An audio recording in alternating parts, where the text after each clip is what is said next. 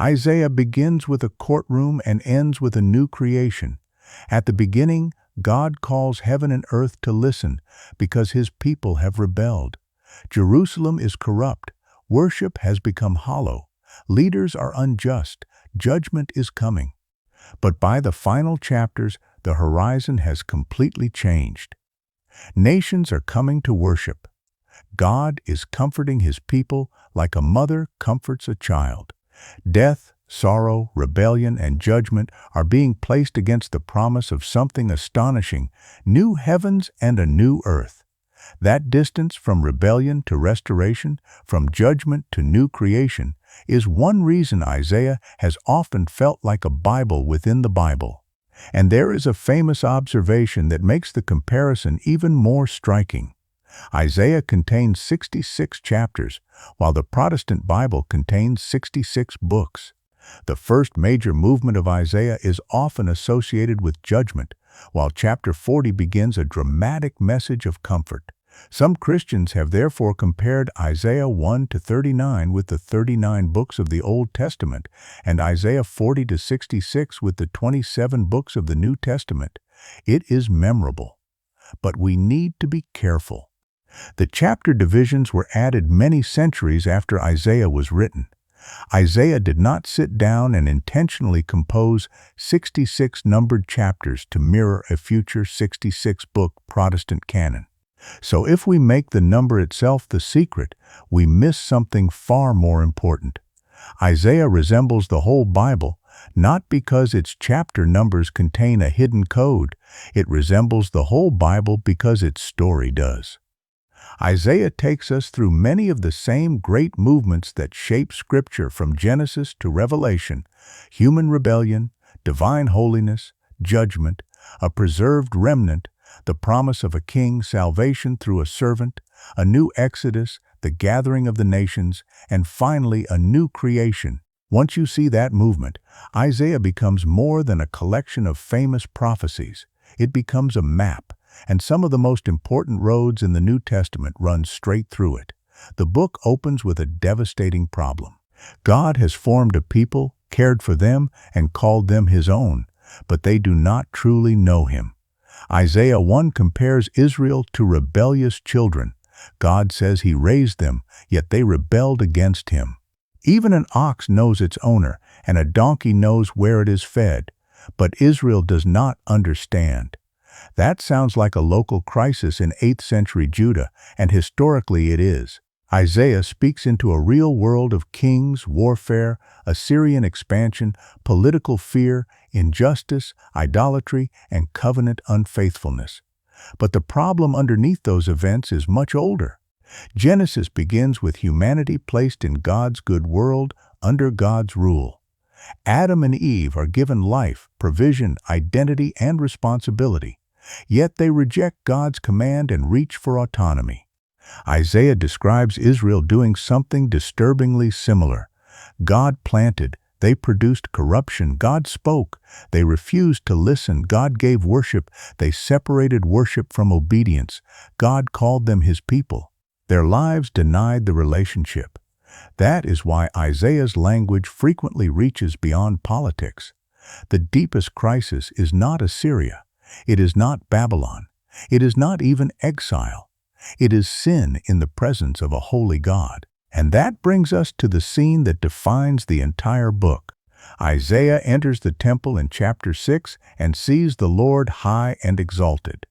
Seraphim cry to one another, "Holy, holy, holy is the Lord Almighty." The Hebrew word kadosh means holy, set apart, distinct, belonging to the realm of God's absolute purity and majesty. Isaiah does not encounter a slightly improved version of human goodness. He encounters the one whose holiness exposes everything around him. The prophet's first response is not confidence, it is collapse. "Woe to me," he says. Why?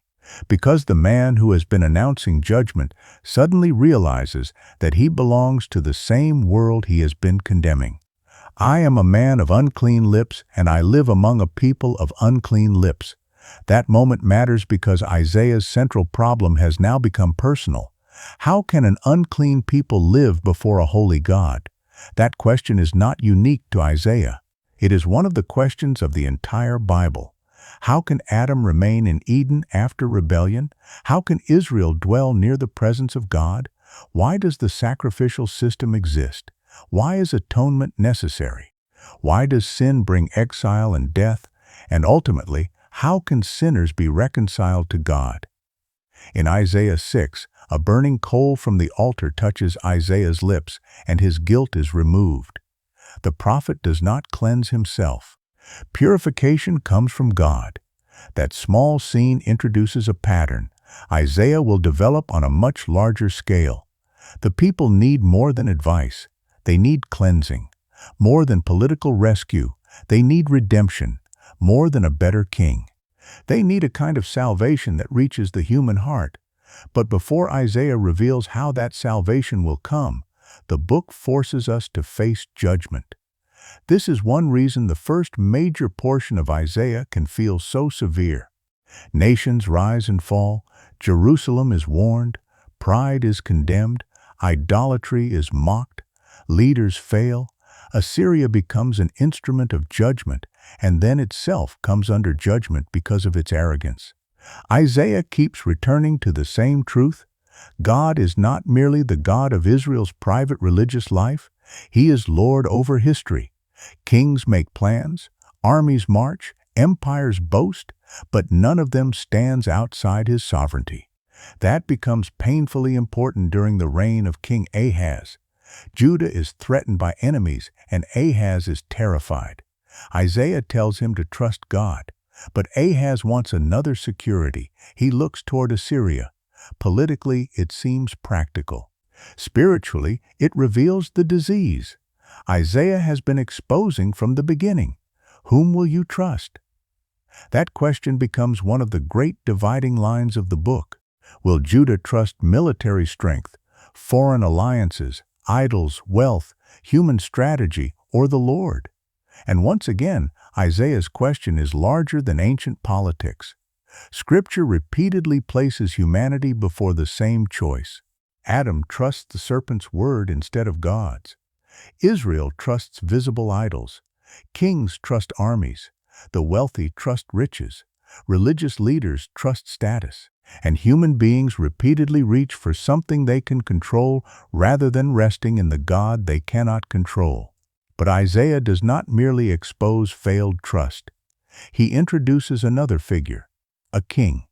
In the middle of national instability, Isaiah begins speaking about a coming ruler whose reign will be unlike the reigns of Ahaz or other failed sons of David. Isaiah 9 describes a child whose government will be marked by justice and righteousness. Isaiah 11 goes further. A shoot will come from the stump of Jesse. That image is easy to pass over. Jesse was David's father. But Isaiah does not say a branch grows from David's flourishing royal tree. He describes something that has been cut down to a stump. The dynasty appears ruined. The visible glory is gone. Then life comes from what looks dead. The promised ruler receives the Spirit of the Lord. He judges with righteousness. He defends the poor.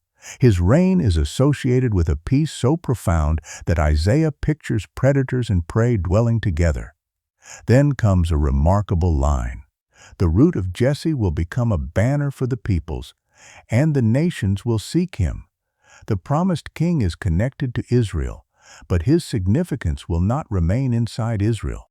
That movement, from Israel to the nations, is one of the threads that eventually carries Isaiah into the New Testament. Before we get there, however, something happens in chapter 40. The tone changes. Comfort, comfort my people. The earlier warnings of judgment have not vanished, but the perspective has shifted toward restoration. The people who faced judgment are now addressed as people who need to hear that God has not abandoned his purpose. A voice cries in the wilderness, "Prepare the way of the Lord." Isaiah begins using the language of a new exodus. That is crucial. The original Exodus was one of Israel's defining acts of salvation. God delivered his people from slavery in Egypt, brought them through the sea, led them through the wilderness, and brought them toward the land he had promised. Now Isaiah looks ahead to another deliverance. Exile will not be the end. God will make a way through the wilderness again. Streams will appear in barren places. The scattered will be gathered. The captives will return. At one level, this speaks into Israel's historical experience and the coming return from Babylonian exile. But Isaiah keeps describing restoration in terms so large that simple geographical return does not exhaust them. The deeper problem remains. A person can leave Babylon while still carrying rebellion in the heart. A nation can return to Jerusalem without undoing sin. A temple can be rebuilt without restoring Eden. So the story needs something more. And this is where Isaiah introduces one of its most important figures. The servant. At first, servant language can refer to Israel. Isaiah 41 explicitly calls Israel God's servant. But as the servant passages develop, something unusual happens. The servant is connected to Israel, yet he also performs a mission for Israel. In Isaiah 49, the servant is commissioned to bring Jacob back to God.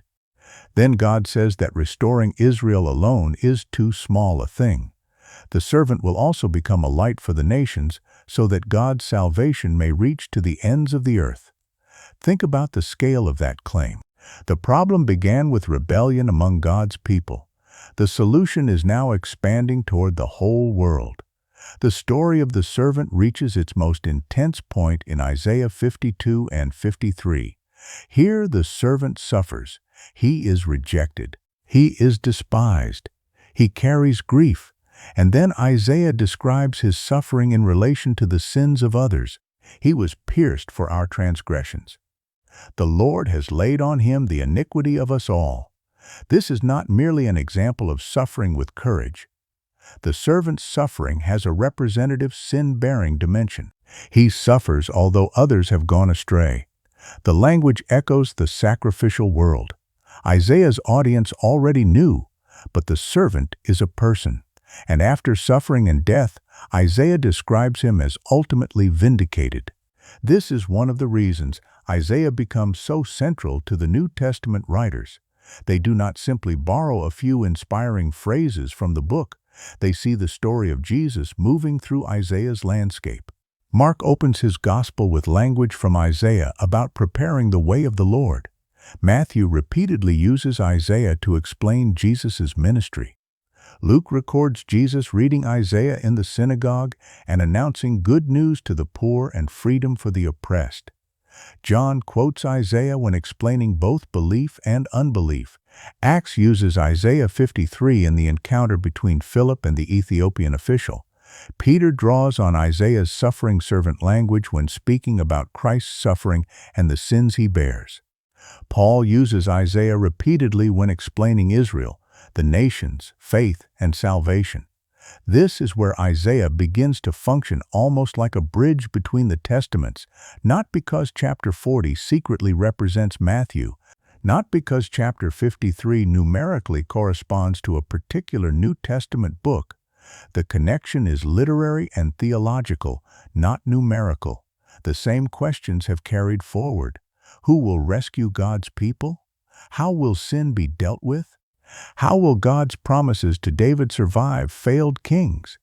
How will the nations be blessed? How can the holy God dwell with an unclean people? Isaiah's answer gradually becomes clearer. God himself will act. He will provide the king. He will send the servant. He will redeem his people, and his salvation will extend beyond Israel. But even the servant is not the end of Isaiah's vision. After Isaiah 53, something begins expanding. The barren woman is told to sing because her family will become larger than expected. Foreigners who join themselves to the Lord are welcomed. God's house is described as a house of prayer for all nations. The boundaries of the promise open outward. That does not mean Israel disappears from the story. Isaiah repeatedly speaks of Zion, Jerusalem, Jacob, covenant promises, and God's faithfulness. But restoration is becoming something larger than the survival of one nation. The nations are being drawn toward the God of Israel. This actually reaches back to the opening chapters. Isaiah 2 pictures a future in which the mountain of the Lord's house is exalted and peoples from many nations stream toward it. They say, "Come, let us go up to the mountain of the Lord." The story begins with nations at war. Isaiah imagines a day when weapons are turned into tools for cultivation. The Bible begins with humanity divided from God and eventually divided from one another. Isaiah imagines God's reign healing both fractures. Then the final chapters push the vision still further. Isaiah speaks about God's Spirit. Good news: healing, freedom, comfort, righteousness. A restored Zion nation seeing God's glory. And finally, something that no return from Babylon could fully accomplish. Isaiah 65 records God's promise. "See, I will create new heavens and a new earth." Now we have reached the deepest connection between Isaiah and the whole Bible. Genesis opens with God creating the heavens and the earth. Human rebellion corrupts life inside that creation. The rest of Scripture follows God's work of judgment, covenant, rescue, redemption, and restoration. Isaiah does not merely promise that God will repair a damaged city. It looks toward creation renewed. Jerusalem becomes a place of joy. The language of curse, sorrow, violence, and loss begins to be reversed. The peace pictured earlier in Isaiah returns. And then in Isaiah 66, the book ends with the nations and God's glory still in view. People from the nations are gathered, God's name and glory are proclaimed. Worship extends outward, but Isaiah does not erase judgment from the ending. The final verses remain severe. That matters. Isaiah's new creation is not built on the idea that holiness stopped mattering. The God who was holy, holy, holy in chapter 6 is still holy at the end. Salvation has not been achieved by pretending rebellion was harmless. Judgment and redemption remain together, and that helps explain why the final book of the New Testament sounds so much like Isaiah. Revelation also moves through rebellion, judgment, the defeat of evil, salvation, worship among the nations, and new creation. When John sees a new heaven and a new earth in Revelation 21, the language clearly recalls Isaiah. The Bible's ending is using a vision Isaiah had already placed before God's people centuries earlier. Then Revelation adds another image. God dwells with humanity. Tears are wiped away. Death is defeated. The curse is finally removed. The biblical story that began in a garden reaches a city filled with God's presence, and Isaiah helped prepare the vocabulary for describing that destination. So when someone says Isaiah is like a miniature Bible, there is a way to say it that is interesting but shallow, and another way to say it that changes how you read Scripture. The shallow version is this: Isaiah has 66 chapters. The Protestant Bible has 66 books. Therefore, each chapter must somehow correspond to one biblical book. That claim goes beyond the evidence. The chapter numbers are later additions, and attempts to match every chapter of Isaiah to a biblical book quickly become forced. But the stronger observation is much more compelling. Isaiah contains in concentrated form the architecture of the Bible's redemptive story. Creation stands behind it.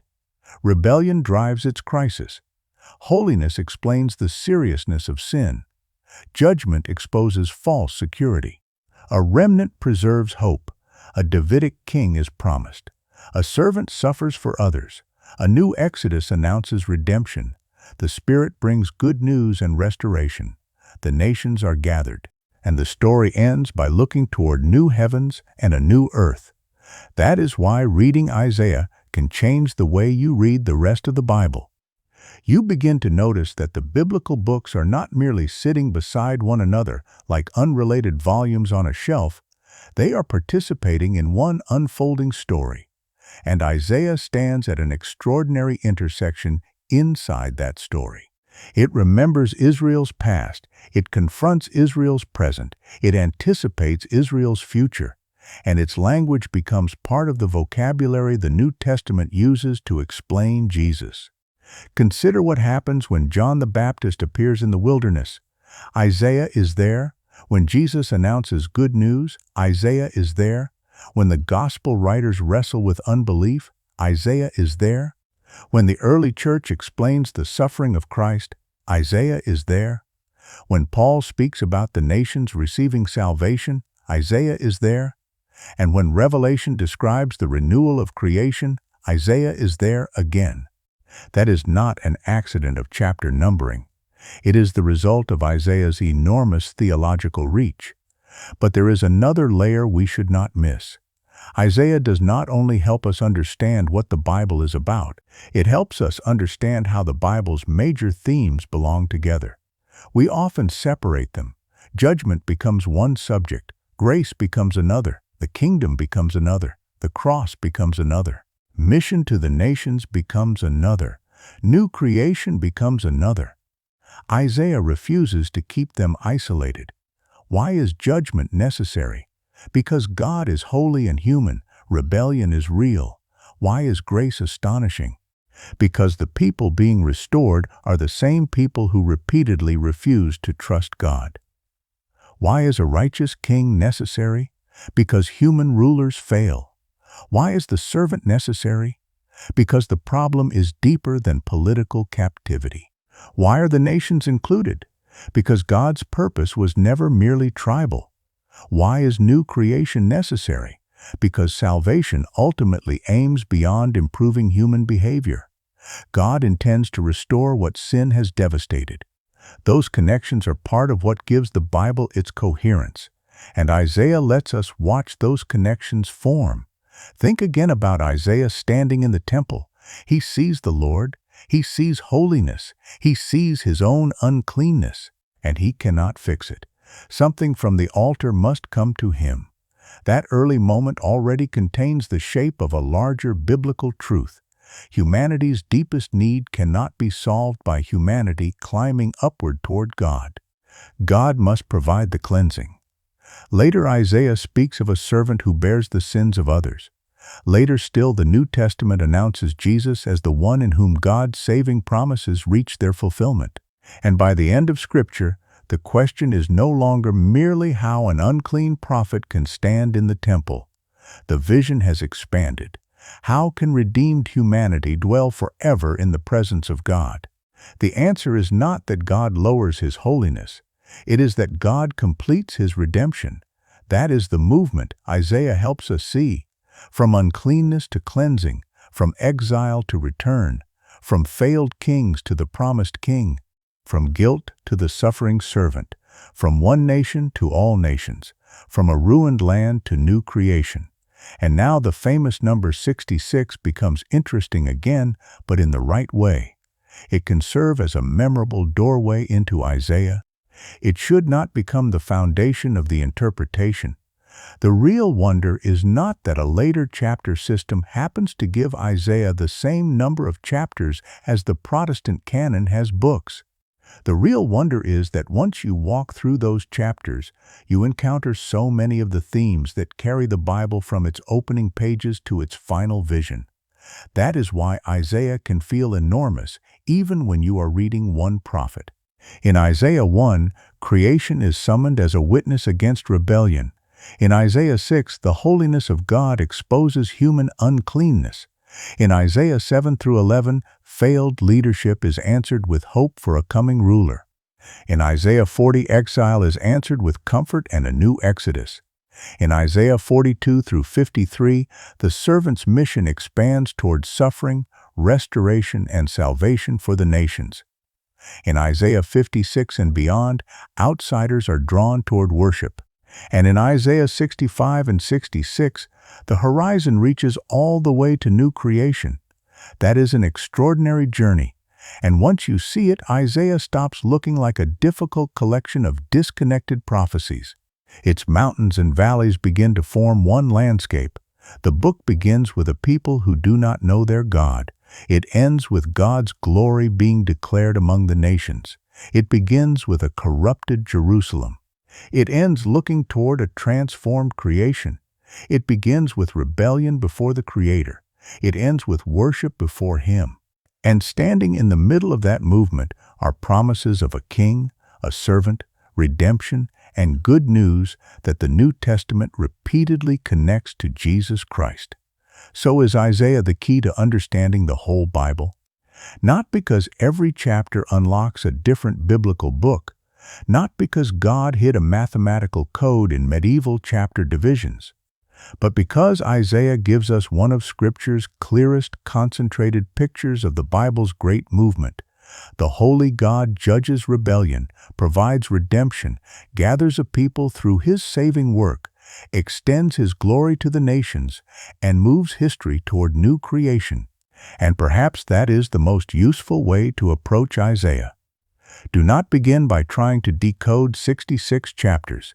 Begin by following the story. Watch what happens to Jerusalem. Watch what happens to the promise of David. Watch the servant emerge. Watch salvation move toward the nations. Watch the language of Exodus become the language of redemption. Watch creation itself enter the promise, and then open the New Testament. You will begin recognizing the landscape. John the Baptist is preparing Isaiah's highway. Jesus is announcing Isaiah's good news. The apostles are explaining Isaiah's servant. The church's mission is moving toward Isaiah's nations. And Revelation is looking toward Isaiah's new creation. The Bible is deep, but it does not have to be complicated. Sometimes the clearest way to understand the whole story is to find one book in which its major movements gather together. Isaiah is one of those books. Its 66 chapters are memorable, but the number is not the key. The story inside them is. If you have read Isaiah before, I would love to know which part of the book suddenly looks different when you see this larger pattern. And as you continue reading Scripture, may you see more clearly how its many books participate in one unfolding story of the holy God who judges, saves, restores, and ultimately makes all things new.